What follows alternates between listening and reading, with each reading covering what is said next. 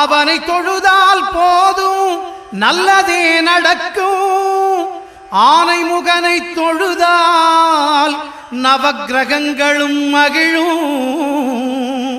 நல்லதே நடக்கும், நல்லதே நடக்கும்.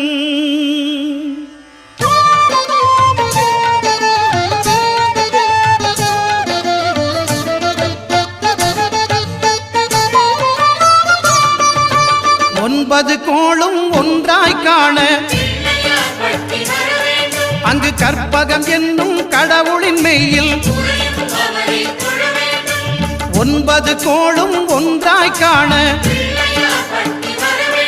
அங்கு கற்பகம் என்னும் கடவுளின் மெய்யில். சூரியன் முதலாய் 9 கிரகமும் பலவித குணங்களை கொண்டிருக்கும் எங்கள் கற்பக தருவி